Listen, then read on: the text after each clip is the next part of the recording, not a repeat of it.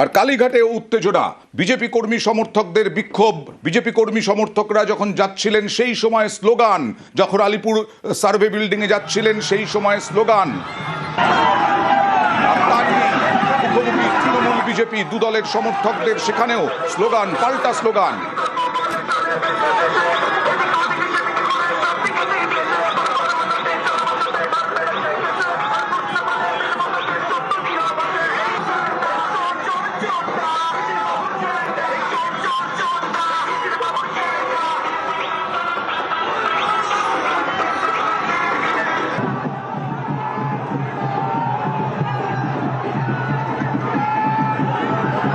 মুখোমুখি হয়ে যান বিজেপি তৃণমূল সমর্থকরা, তাতে উত্তপ্ত হয়ে ওঠে পরিস্থিতি। दिन क्यों 1 मास रही अमित शाह इधर, उसके बाद फोर्स में रहना चाहिए इधर, फोर्स में सामने आपको हम लोग देखना चाहते हैं। हाँ, अमित शाह को दौड़ के इसके गंगा में फेंक देंगे। শুভেন্দু লোক এ তো সেই সারা পশ্চিম বাংলার লোক নিয়ে আসছে, এটা তো আর এখানকার লোক না, একটা ভবানীপুরের লোক আছে, দেখতে পাচ্ছেন। Nearly 100 crores have been spent by the Amit Shah for coming here. 100 crores have been spent by Amit Shah today itself. বিভিন্ন জায়গায় মনোনয়নপত্র জমাকে ঘিরেও গন্ডগোল। বোলপুর, বীরভূমের বোলপুরে একেবারে মনোনয়নপত্রকে জমাকে ঘিরে তৃণমূল বিজেপি মুখোমুখি। বিজেপি তৃণমূল স্লোগান, পাল্টা স্লোগান, দুপক্ষের কর্মী সমর্থকদের গন্ডগোলে উত্তেজনা। আজ বিজেপি ও তৃণমূল কংগ্রেসের মনোনয়নপত্র জমা, আর সেই জমা দেওয়াকে ঘিরে উত্তপ্ত হয়ে উঠল রাজনৈতিক পরিস্থিতি। কথা বলবো প্রতিনিধি ইন্দ্রজিতের সঙ্গে, কি হয়েছিল তখন। আমরা যেটা বলে রাখবো, আজকে কিন্তু বিজেপি এবং তৃণমূল দুই পক্ষেই কিন্তু মনোনয়ন জমা দেওয়ার জন্য বোলপুরের যে মহকুমা অফিস সেখানে আসে, এবং বোলপুর মহকুমা যে তিনটি বিধানসভা, লাভপুর, নানুর এবং নানুর, সেই সমস্ত বিধানসভার প্রার্থীরা কিন্তু যখন আসে এবং তাদের যে কর্মী সমর্থকরা, তারা বোলপুর বাসস্ট্যান্ড সংলগ্ন একটি জায়গায় দাঁড়িয়েছিল বিজেপি কর্মী সমর্থকরা, এবং ঠিক সেই রাস্তা দিয়ে যখন 12টার সময়, বেলা 12টার সময় তৃণমূলের কর্মী সমর্থকরা আসছিল, কারণ তাদের যে প্রার্থী তারা কিন্তু আসবে বলে, ঠিক তখনই কিন্তু বিজেপি কর্মী সমর্থকদের মুখ থেকে জয় শ্রীরাম স্লোগান, এবং ঠিক তার উল্টো দিক থেকে তারপরে কি পরিস্থিতি নিয়ন্ত্রণে নিয়ে আসা হয়? একদমই দেখো, যেটা বলে রাখবো, বোলপুর থানার পুলিশ ঘটনাস্থলে ছিল এবং সেখানে তারা পরিস্থিতি নিয়ন্ত্রণে আনার চেষ্টা করে, যদিও দীর্ঘক্ষণ ধরে কিন্তু একই অবস্থা চলতে থাকে ওই জায়গায়। বেশ।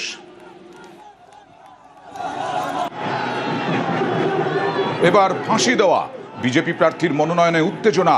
তৃণমূল বিজেপি স্লোগান, পাল্টা স্লোগান।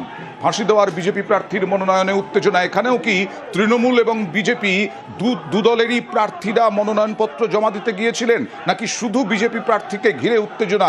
কথা বলবো প্রতিনিধি বিশ্বজিতের সঙ্গে। বিশ্বজিৎ, দেখো, দু দলের প্রার্থীদের কিন্তু আজ মনোনয়নপত্র ছিল, তবে প্রথম অবস্থায় ফাঁসি দেওয়ার যিনি প্রার্থী রয়েছেন তিনি তার মনোনয়নপত্র শেষ করেন, এবং তার যে কর্মী সমর্থকরা তারা কিন্তু এই শিলিগুড়ি মহকুমা পরিষদ দপ্তর সেখানে কিন্তু দাঁড়িয়েছিল, আর তার পাশ দিয়ে যাচ্ছিল শিলিগুড়ি রক্সর এবং ফাঁসি দেওয়া 3 বিধায়কের র্যালি। মূলত সেই নমিনেশন পর্ব যাওয়ার সঙ্গেই তৃণমূল কংগ্রেসের কর্মীরা কার্যত স্লোগান দেয়, এবং এই স্লোগান বিজেপির পাল্টা স্লোগানে কার্যত পরিস্থিতি উত্তপ্ত হয়ে ওঠে।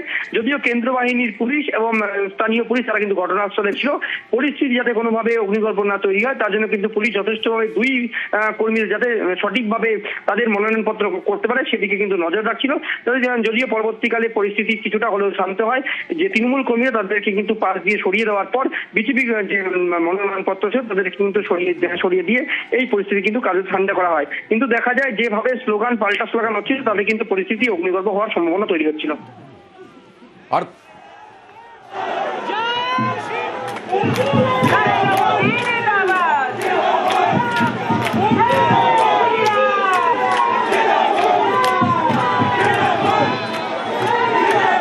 রাজনৈতিক গরম মানে সারা বছরই রাজনীতি গরম হচ্ছে কোচবিহারে। এখানে আবার বিজেপি কর্মীদের সামনে তৃণমূল প্রার্থী ডমরু বাজান, আর তা নিয়েই একেবারে বিরাট কর্মীদের মধ্যে হাতাহাতিও হয়ে গেল।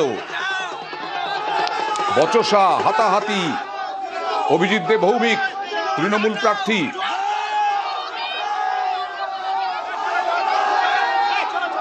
কথা বলবো প্রতিনিধি শুভঙ্করের সঙ্গে। শুভঙ্কর, কতটা একেবারে উত্তেজনা পরিস্থিতি, কোচবিহার কতটা তাঁতছে? দেখো, একেবারে অয়েন্দা আজ কোচবিহার সদর মহকুমা শাসকের দপ্তরের তৃণমূল ও বিজেপি দুপক্ষেরই মনোনয়ন জমা দেওয়া ছিল হ্যাঁ। এবং বিজেপি প্রার্থী এবং কর্মী সমর্থকরা যখন মনোনয়ন জমা দিয়েছিল সেই একই রুটে তৃণমূলের প্রার্থী এবং নেতাকর্মীরা সেই রুট দিয়েই আসে।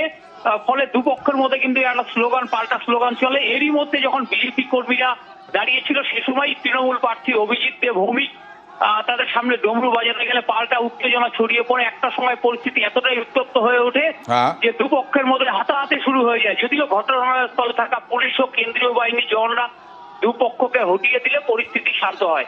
অয়েন্দা, এখন অবস্থা নিয়ন্ত্রণে তো? হ্যাঁ একেবারে এখন অবস্থা পুরোপুরি নিয়ন্ত্রণে। ওকে। এসডি অফিস ট্রেজারি বিজেপি ঘিরে রেখেছে কেন্দ্রীয় বাহিনী দিয়ে, পুলিশ দিয়ে, কিছু করতে পারবে না, পালিয়ে গেল। সম্ভব না, এটা কুচবিহার। এসডি অফিসের সামনে কয়েক হাজার বিজেপি দখল করেছিল, কেন্দ্রীয় বাহিনী পুলিশ সব নিয়ে।